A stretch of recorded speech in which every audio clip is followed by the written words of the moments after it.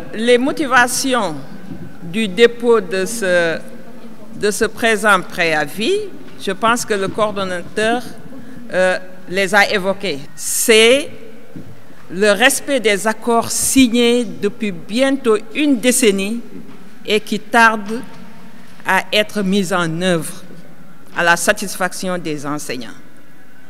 Ensuite, la problématique des décisionnaires qui sont victimes d'injustice. Nous savons tous comment on est arrivé à ce corps de décisionnaires. Donc, qui, il le disait, font exactement le même travail dans les classes que leurs collègues fonctionnaires. Et qui, si leurs problèmes ne sont pas réglés, s'ils ne sont pas rétablis, risquent de vivre une retraite très difficile. Ça, c'est une question fondamentale également. Le G20 s'y est engagé depuis très longtemps dans cette lutte-là et continue et va continuer de s'y engager pour qu'on trouve une satisfaction totale à cette problématique des décisionnaires.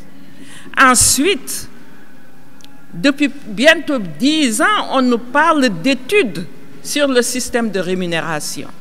Des études sont faites, mais jusqu'à ce jour, il n'y a pas de convocation autour de la question pour régler les disparités qui ont été notées par cette étude-là, qui finalement, est-ce qu'on se demande, ne devient pas caduque.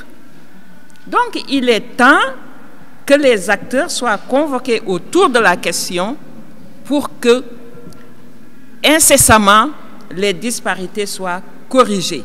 Parce que les enseignants ne peuvent pas continuer à être les victimes d'un mauvais système de rémunération. Le problème du DMC, on en a parlé également. C'est une problématique qu'il faut régler définitivement. C'est un droit acquis.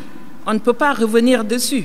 Et enfin, le G20 se donne le droit d'une participation effective et conséquente dans le dialogue social dans ce pays-là.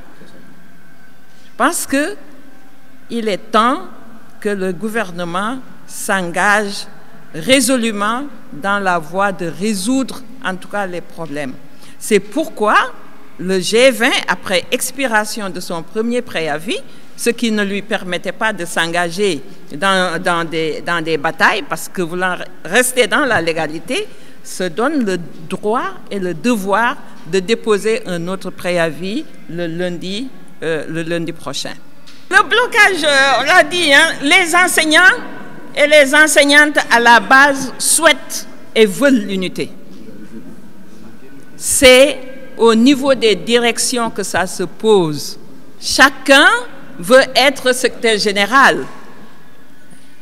Ça ne peut pas résoudre le problème de l'éducation. Il faut que les égos soient laissés de côté, qu'on voit l'intérêt des enseignants et l'intérêt du système éducatif. Je pense que c'est là où réside le problème et nous devons aller vers l'unité parce que c'est également le vœu des enseignants. Hein? On ne peut pas être là, rester sur l'émiettement et avoir des protocoles de 20 ans hein, qui ne sont jamais mis en œuvre. Ce n'est pas normal.